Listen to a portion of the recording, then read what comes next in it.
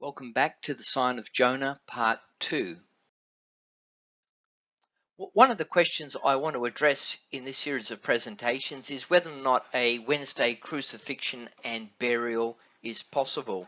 A Wednesday crucifixion and burial is needed if we hold to the view that the sign of Jonah was nothing less than a full 72 hours buried in the ground.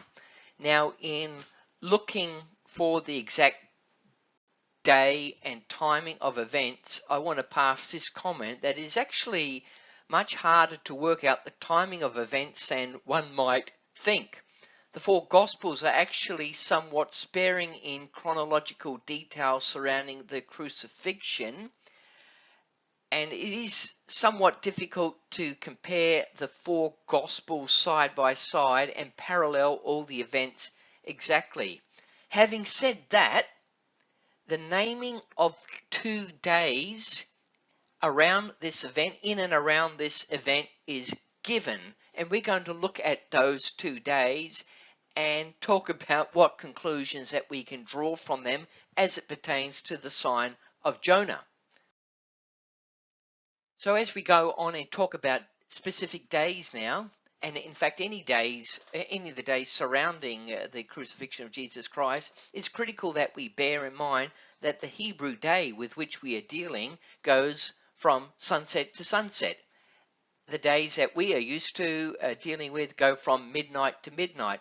So if we talk about Wednesday, to us that would be from Tuesday 6 p.m. through to Wednesday 6 p.m. and then the Thursday would start on the Wednesday 6 p.m. to what is our Friday 6 p.m. So we need to have this clear in our mind that the Hebrew day runs 6 p.m. to 6 p.m. I don't want to have to keep repeating that as we go along. We need to have this clear in our mind. Otherwise, we will end up somewhat confused when we start to talk about specific days. Now, there seems to me to be a major problem with holding to a Wednesday crucifixion and burial, and this is due to what is recorded for us in Luke chapter 24, verse 1. Now, upon the first day of the week, very early in the morning, they came unto the sepulchre, bringing the spices which they had prepared, and certain others with them. And they found the stone rolled away from the sepulchre, and they entered in and found not the body of the Lord Jesus.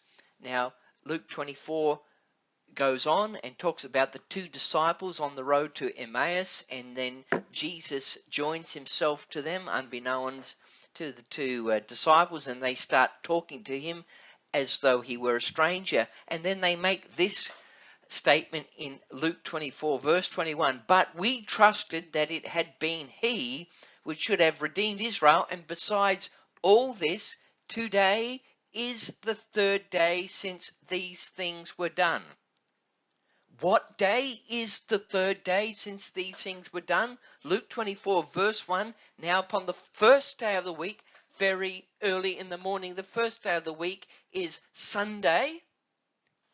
On the first day of the week, we are told today is the 3rd day since these things were done. So this is the clear naming of one of the days that is part and parcel of the sign of the prophet Jonah. The first day of the week is the 3rd day since these things were done. And by the way, by the time the women had got down to the sepulchre, Jesus had already risen. So this is a major problem with a Wednesday crucifixion and burial. Now, I'm going to go on later in this presentation and deal with the scriptures that refer to after 3 days I will rise again. I'm going to deal with those quite clearly, but I'll get to those soon. Math seems as easy as 1, 2, 3. In Luke 24 verse 1, it says, now upon the first day of the week. In verse 21, we're told that that day is the 3rd day since these things were done. So Sunday, the first day of the week, is the 3rd day since these things were done. That would have to make the Sabbath, the Saturday, the 2nd day, and then of course Friday, the preparation, the 1st day. pushing the crucifixion and burial back to the Wednesday seems like a very unlikely scenario to me. But let's go on and keep looking at this.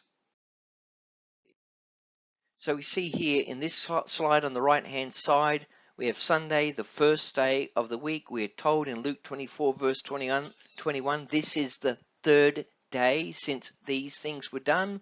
We also know that when the women went down to the tomb very early in the morning, Christ had already risen. So he had risen sometime during that third day.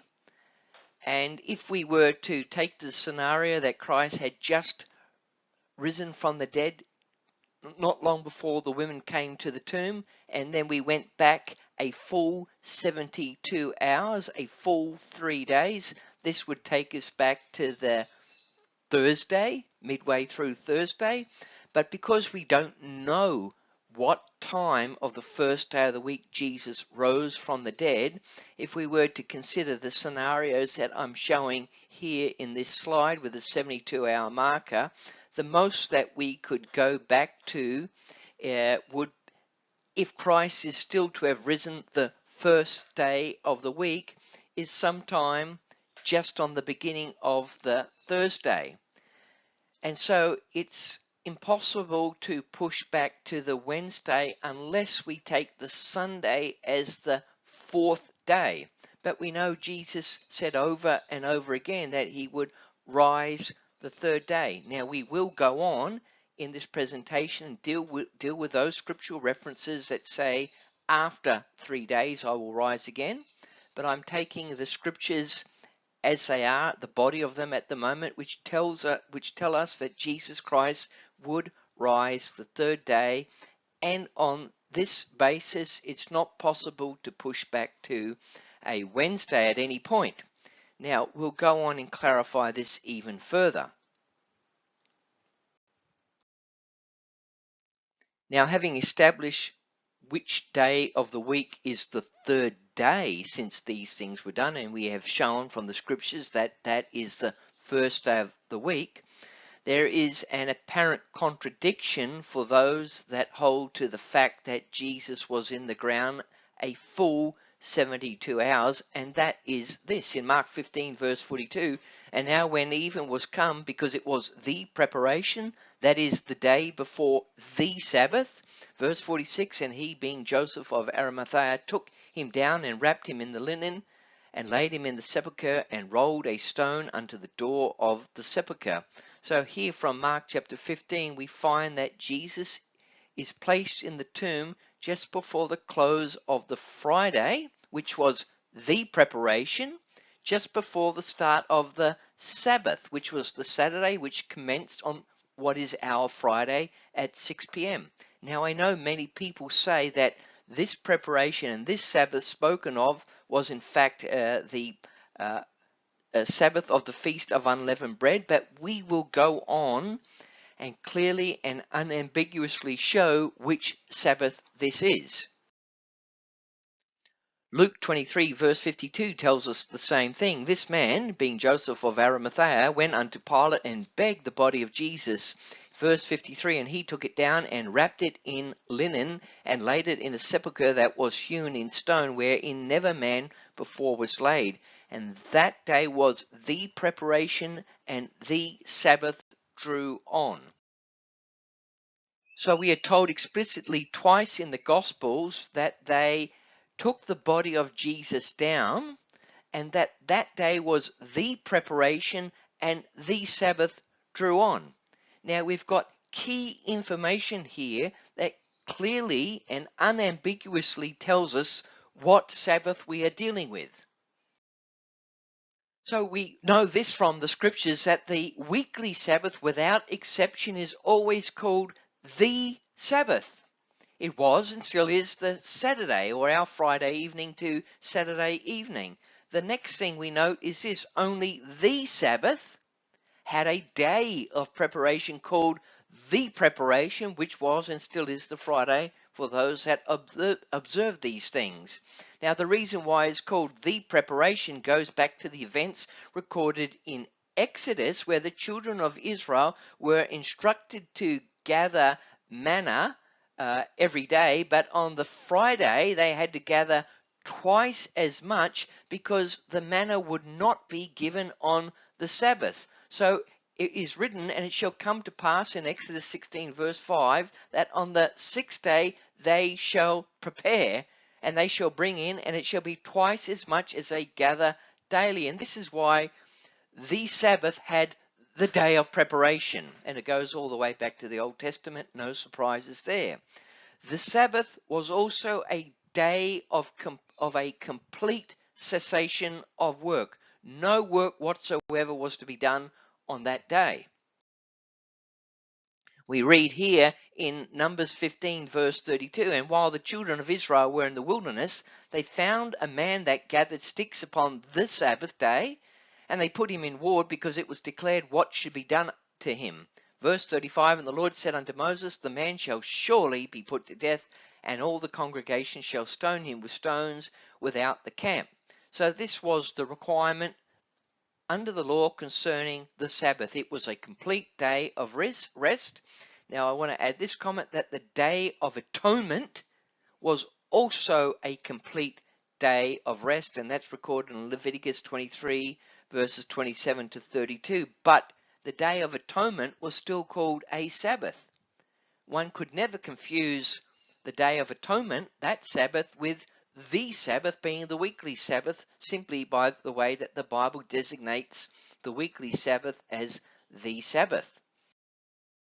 So we read in the scriptures in Luke 23 verse 56, and they returned and prepared spices and ointments and rested the Sabbath day according to the commandment. Note how Luke 23 adds in the phrase according to the commandment, and this reinforces the fact that we are dealing with the 10 commandments. We're dealing with the weekly Sabbath, the Sabbath. Next, all other Sabbaths, when called by this name Sabbath, are referred to as a Sabbath, and so cannot be confused with the Sabbath. Next, our other Sabbaths had days of preparation. Preparation is required for the Passover and the Feast of Unleavened Bread that followed the Passover, but this occupies several days. The Feast of Unleavened Bread had to be prepared for, but also on the Feast of Passover itself there had to be no unleavened bread, so there were days of preparation for the Feast of Passover and unleavened bread. And the next point I'll make is this, that the other Sabbath days were not days of complete rest. Necessary work was allowed, that is, apart from the annual Day of Atonement, and even this day was still called a Sabbath. Concerning the other Sabbaths mentioned in the Bible, we read things like in Numbers 28 verse 17, and the 15th day of this month is the feast. In verse 18, in the first day shall be an holy convocation, you shall do no manner of servile work therein. Under this Sabbath here, recorded in Numbers, it simply said, you shall do no manner of servile work therein. We read in Leviticus 23 verse 27, also on the 10th day of this 7th month, there shall be a day of atonement, and in verse 32, it shall be unto you a Sabbath of rest. And again in Leviticus 23 verse 39, also on the 15th day of the 7th month, when ye have gathered in the fruit of the land, on the first day shall be a Sabbath, and on the 8th day shall be a Sabbath. So that we can clearly distinguish from our own Bibles which Sabbath is being referred to. So when we read in the Gospels that it was the preparation and the Sabbath drew on, we know clearly that this is the weekly Sabbath. If it was any other Sabbath, it would have been called a Sabbath. Let's keep talking about this. Now there was a second Sabbath that coincided with the crucifixion and burial of Jesus Christ, and we read about that in Matthew 26 verse 17. Now the first day of the Feast of Unleavened Bread, the disciples came to Jesus, saying unto him, where wilt thou that we prepare for thee to eat the Passover? And then in verse 21 it records, and they did eat that Passover. In Luke 22 verse 7, then came the day of unleavened bread, when the Passover must be killed, and he said unto them, with desire I have desired to eat this Passover with you. So we see here recorded that the Lord Jesus Christ partook of the Passover with his disciples. The Passover date is set in the scriptures as the 14th day of Nisan. Now we read in Leviticus 23 verse 5, in the 14th day of the first month at even is the Lord's Passover, which we just read that the Lord partook of that Passover with his disciples. In verse 6, and on the 15th day of the same month is the feast of unleavened bread unto the Lord. 7 days ye must eat unleavened bread. In the first day ye shall have an holy convocation, ye shall do no servile work therein. But ye shall offer an offering made by fire unto the Lord 7 days. In the 7th day is an holy convocation. Ye shall do no servile work therein. So we here under the law, we see that following the 14th day of the first month Nisan, which day is the feast of the Passover, following that day on the 15th day of the same month is a Sabbath, a holy convocation. You shall do no servile work therein. That's on the 15th day, and counting forward 7 on the 7th day also would be a holy convocation. You shall do no servile work therein. So again, there is a second Sabbath. We read that the Lord partook of the Passover with his disciples, and under the law, the next day, the 15th day of Nisan, is a day of rest. Let's keep talking about this. So we've already established from the scriptures that there was the weekly Sabbath, that is the Saturday, starting 6 p.m. on our Friday, and in the Bible this day is called the Sabbath. Then there was also the Sabbath that was part of the Feast of Unleavened Bread that followed the Feast of the Passover. This was called an holy convocation. You shall do no manner of servile work therein. This was a Sabbath of rest, but it was not the Sabbath. Now the Sabbath of the Feast of the Unleavened Bread fell on the same day as the weekly Sabbath, as it does once every 7 years. And it also happened that concerning the crucifixion and burial of our Lord Jesus Christ, that the Sabbath of the Feast of Unleavened Bread on the 15th day of Nisan coincided exactly with the weekly Sabbath. Because of this, John calls the Sabbath, which followed the crucifixion, a high day in John 19 verse 31. The Jews therefore, because it was the preparation that the body should not remain upon the cross on the Sabbath day, and then he says in brackets, for that Sabbath was a high day. Why was it a high day? In Leviticus 23 verse 6, and on the 15th day is the feast of unleavened bread. In the first day ye shall have an holy convocation. And also we read in Numbers 33 verse 3, and they departed Ramses in the first month on the 15th day of the first month. And so the feast of unleavened bread was given to celebrate that and to keep the law, the ceremonial law that was given to Moses. And it also coincided that week with the Sabbath, the weekly day. And this is simply why John calls the Sabbath a high day.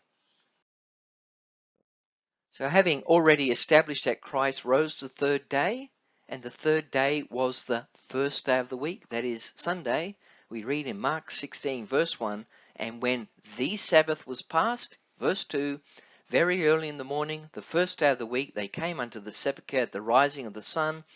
Verse 6, an angel saith unto them, be not affrighted, ye seek Jesus of Nazareth, which was crucified. He is risen, he is not here. Behold the place where they laid him. Jesus Christ is placed in the tomb just before the start of the Sabbath. Then on the first day of the week, very early in the morning, Jesus has already risen at some point before that, and not much time has passed. Luke 23 verse 52, this man, Joseph of Arimathea, begged the body of Jesus in verse 53, and he took it down and wrapped it in linen and laid it in a sepulchre that was hewn in stone, wherein never man before was laid, and that day was the preparation, and the Sabbath drew on. In Luke 24 verse 1, now upon the first day of the week, we read in verse 21, this is the third day since these things were done. So for those that hold that there must be a literal and complete 72 hours buried in the ground, there appears to be a very big contradiction here. Jesus Christ is placed in the tomb just before the start of the Saturday, and very early in the morning on the first day of the week, Christ has already risen at some point prior to that.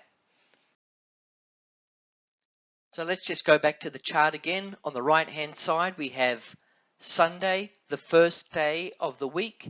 The women go down very early in the morning and discover that Jesus is not there. That Sunday, the first day of the week, is the third day since these things were done. We have just looked at the fact that Jesus was placed in the tomb just before the Sabbath. We've looked at the fact that that Sabbath was also called a high day in the Gospel of John, and it was called a high day because it was the first day of the Feast of Unleavened Bread, the 15th day of Nisan. Jesus Christ arose at some point in this night of the first day of the week. We don't know exactly when, but if we take the position that Jesus Christ was placed in the tomb just before the Sabbath commenced, and he arose at some point before the women got down there.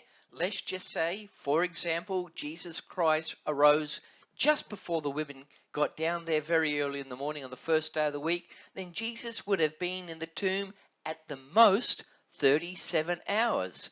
And this is way short of what many people believe, in that they believe Jesus was in the ground for 3 full days and 3 full nights, 72 hours in total. Clearly, the sequence of events given before us, where Jesus was placed in the tomb, and the fact that he was already risen by the time the women got down there very early in the morning on the first day of the week, Jesus Christ hasn't been buried that long at all. And we're going to go on and explore then, what is this sign of Jonah? How do we get 3 days and 3 nights? Now, at this point, I'll just put in a few numbers in terms of Bible numerics. The Passover day was the 14th day of Nisan, and in numerics, that's God's witness and God's seal. The next day following is the 15th day of Nisan. This is God's grace. And Resurrection Day is the 16th day of Nisan. Interestingly enough, if we just look backward now to the day before the Passover, that is the 13th day of Nisan, the number 13 being that of sin and rebellion in the Bible. And we're going to go on in this series of presentations and show that some very interesting things transpired on the 13th day of Nisan. And we'll go on and look at that soon. So I'm going to end part 2 here. There's a lot to digest. I hope you go back through and check some of the facts. And hold on, because we've got a lot more to say before we're finished.